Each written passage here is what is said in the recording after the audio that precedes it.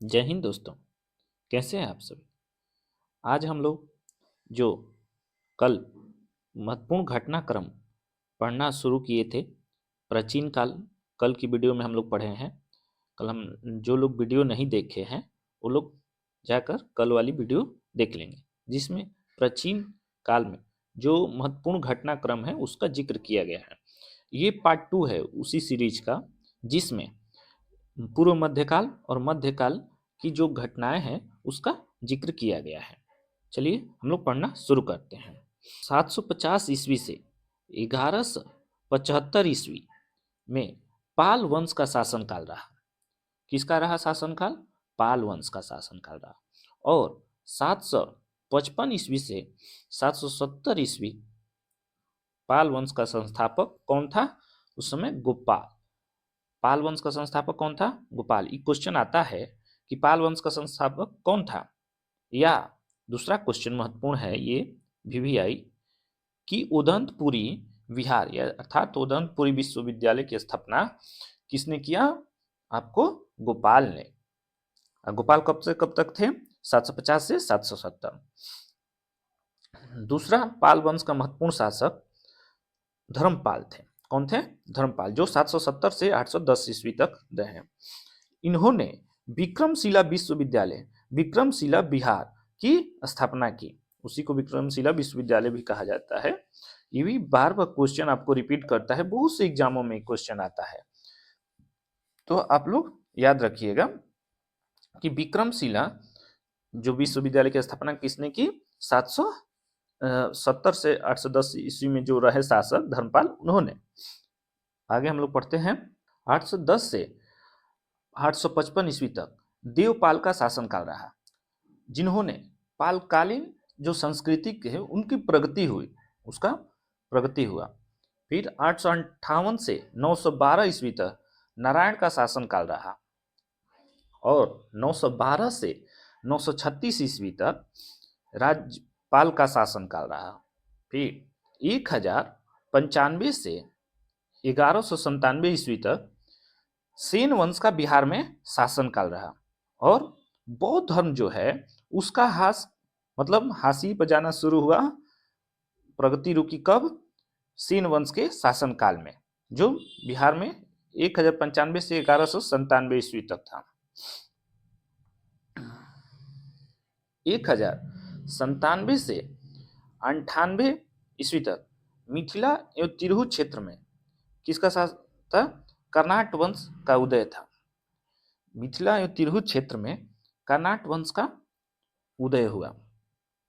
1180 में इमाम ताज फकीर का मनेर में आगमन हुआ। 1180 ईस्वी में इमाम ताज फकीर का मनेर में आगमन हुआ। चलिए हम लोग नेक्स्ट देखते हैं। मध्यकाल, ये पूर्व मध्यकाल का महत्वपूर्ण घटनाक्रम था। अब मध्यकाल के घटनाक्रम को हम लोग जिक्र करते हैं यहाँ पर। 1095 से 1197 बख्तियार खिलजी द्वारा बिहार में तुर्क सत्ता की स्थापना की गई। तुर्क सत्ता की स्थापना किसके द्वारा की गई? बख्तियार खिलजी के द्वारा। लगभग 1203 ईस्वी में बख्तियार खिलजी द्वारा लखनऊती, जिसका लक्ष्मण वाटी नाम है, पर अधिकार हुआ, और लक्ष्मण सेन 1203 में ही पराजित हुए, और बंगाल में तुर्क सत्ता का विस्तार हुआ। और बख्तियार खिलजी का कामरूप अभियान, क्वेश्चन आता है कामरूप अभियान किस शासक का था? तो बख्तियार खिलजी का था। किसका था? बख्तियार खिलजी। कब से कब शुरुआत हुआ? 1203 में हुआ था। 1324 से 1325 ईस्वी में गयासुद्दीन तुगलक का उत्तर बिहार में अभियान शुरू हुआ, और इसी समय सारणी में कर्नाट वंश का अंत हो गया। जो कर्नाट वंश हम लोग पढ़े थे पिछले बार में, तो उसका उदय हुआ था। अब जाके 1324 से 1325 ईस्वी में अंत हो गया। बिहार का तुगलक साम्राज्य में विलय, तुगलक साम्राज्य में विलय कब हुआ? 1324 से 1325 ईस्वी में।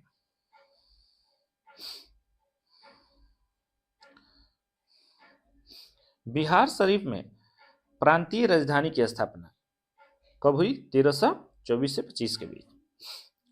नेक्स्ट पढ़ते हैं हम लोग 1359 से 1360 ईस्वी में फिरोज शाह का जाजनगर, जो उड़ीसा में है, जाजनगर कहाँ है, उड़ीसा में, अभियान हुआ फिरोज शाह का। और दक्षिण बिहार, जो झारखंड अब जो है जिस नाम से जाना जाता है, उसमें तुर्कों की सैनिक कार्यवाही हुई। ठीक है, कब, 1359 से 1360 के बीच। नेक्स्ट पढ़ते हैं हम लोग 1540 ईस्वी में सिकंदर लोदी का बिहार में अभियान चला। ये क्वेश्चन थोड़ा सा ध्यान रखिएगा, बिहार में सिकंदर लोदी का अभियान कब से शुरू हुआ, कि 1540 में। ठीक है, 1528 से 1532 ईस्वी में बिहार में नुहानी अफगानों का उत्कर्ष रहा। बिहार में नुहानी जो अफगान थे, नुहानी कहाँ के थे, अफगानिस्तान के, इसीलिए नुहानी जो बिहार में अभियान कब चला, 1528 से 1532 ईस्वी में। 1529 ईस्वी में घाघरा की लड़ाई में बाबर द्वारा नुहानी सरदारों को पराजित किया गया। नुहानी सरदार किसके द्वारा पराजित हुए, बाबर द्वारा, कब, 1529 ईस्वी में।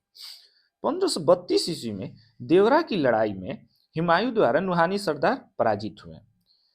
1532 ईस्वी में देवरा की लड़ाई में हुमायूं द्वारा नुहानी सरदारों को पराजित किया गया। 1536 ईस्वी सूरजगढ़ की लड़ाई में शेरखा द्वारा बंगाल का सुल्तान पराजित हुए। कौन हुआ पराजित, शेरखा द्वारा बंगाल के सुल्तान। उस समय बंगाल का सुल्तान गयासुद्दीन मोहम्मद शाह बंगाल का सुल्तान था, जो हुसैनी शाह वंश का आखिरी सुल्तान था। ये क्वेश्चन थोड़ा सा ध्यान दीजिएगा आप लोग, ज्यादा ये नहीं, ये ध्यान देना है कि 1500 की देवरा की लड़ाई कब हुई थी, देवरा की लड़ाई 1532 में। ठीक है, सूरजगढ़ की 1536, ये क्रम वाइज सजाने का आ जाता है। ठीक है, नेक्स्ट हम लोग देखते हैं दोस्तों 1539 ईस्वी में चौसा की लड़ाई में शेर शाह द्वारा हुमायूं पराजित हुआ। तो चौसा की लड़ाई में ही क्रमनासा नदी को पार करने के क्रम में हुमायूं को एक नाविक द्वारा मदद किया गया था, जिसको बाद में एक दिन के लिए दिल्ली के गद्दी पर बैठाया गया था, जिन्होंने चमड़ा का सिक्का चलाया था। इसी युद्ध के बाद 1540 ईस्वी में बिलग्राम कनौज की लड़ाई में शेर शाह द्वारा हुमायूं पुनः पराजित हुआ। कब पराजित हुआ हुमायूं, चौसा की लड़ाई में शेर शाह द्वारा। फिर बिलग्राम के युद्ध में भी शेर शाह द्वारा पुनः पराजित हो गया। अब इसके बाद क्या हुआ, शेर शाह का दिल्ली पर अधिकार हो गया और शेर शाह द्वारा सूरवंश की स्थापना किया गया। कब, 1540 ईस्वी में। सूरजगढ़ की लड़ाई हुए, इसके बाद चौसा की, इसके बाद आपको कौन सी लड़ाई, बिलग्राम की युद्ध। 1540 में से 1555 ईस्वी में सूरवंश का शासन चला। कब से कब, 15 वर्षों तक चला, 1540 से 1555 तक। ठीक है, 1540 से 45 में शेर शाह का शासन कर रहा है, 5 वर्ष शेर शाह का शासनकाल चला। 40 ईस्वी में सिरसा नहीं, शेर शाह द्वारा पटना का पुनः निर्माण हुआ और प्रांतीय राजधानी जो पटना हुई उसको विकास किया गया 1541 में। 1545 ईस्वी में सासाराम में शेर शाह का मकबरा का निर्माण। शेर शाह ऐसा शासक था जो अपने जीवित काल में ही अपने मकबरा का निर्माण कार्य शुरू करवा चुका था। 1556 से 1576 ईस्वी में बिहार में कुरानी जो अफगान के थे का शासनकाल रहा। नेक्स्ट देखते हैं हम लोग 1574 से 76 ईस्वी में बिहार पर मुगल आक्रमण हुआ। ठीक है, और अकबर का आगमन हुआ। कब हुआ, 74 से 76 के बीच में। और दाऊद कुरानी का हार हुआ। बिहार पर क्या होगा, मुगलों का शासन आरंभ हो गया। कब से कब, 1576 से। 1580 ईस्वी में बिहार सूबे का गठन हुआ। इस सूबे नहीं हुआ, सूबे होगा, सूबे का गठन हुआ। थोड़ा सा मिसप्रिंट है। 1587 ईस्वी में अंग्रेजी यात्री रॉल्फ फिच का बिहार में भ्रमण कब हुआ, 1587 में। ये थोड़ा सा आप लोग हाईलाइट कर लीजिएगा। 1580 में रॉल्फ फिच का बिहार में आगमन हुआ। ईरानी यात्री 1587 में जो है ईरानी यात्री आपको क्या बोलते हैं, मुल्ता तकिया का बिहार में भ्रमण हुआ। 1608 ईस्वी में ईरानी यात्री अब्दुल लतीफ की बिहार यात्रा। ये भी क्वेश्चन आता है कि अब्दुल लतीफ कहाँ का यात्री था, तो ईरान का। कब आया था? 1608 ईस्वी में। 1616 ईस्वी में मनेर में शाह दौलत की मकबरे का निर्माण शुरू हुआ। नेक्स्ट देखते हैं हम लोग।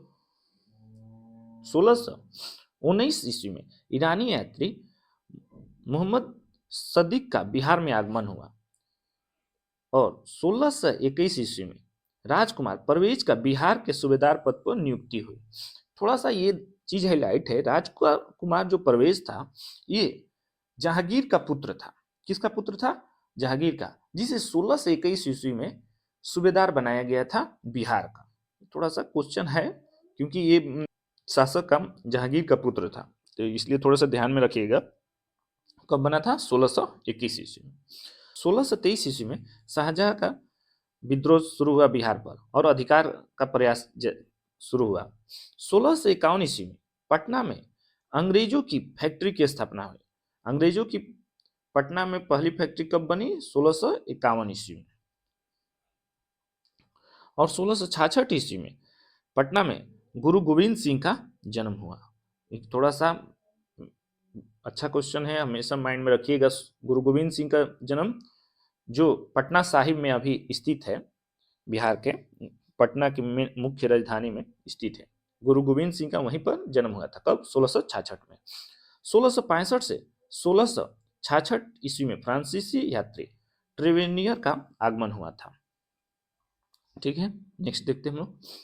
1670 से 71 के बीच में अंग्रेजी यात्री जॉन मार्शल बिहार के यात्रा पर आया। ठीक है, ये कुछ कुछ महत्वपूर्ण जो घटनाक्रम है मध्यकाल और पूर्व मध्यकाल का, उसका हम लोग जिक्र किए। ठीक है, आगे हम लोग नेक्स्ट वीडियो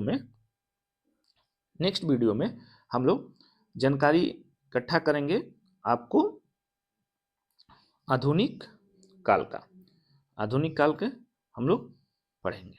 ठीक है दोस्तों, अगर वीडियो अच्छी लगे तो आप लोग शेयर कीजिए, सब्सक्राइब कीजिए। धन्यवाद दोस्तों।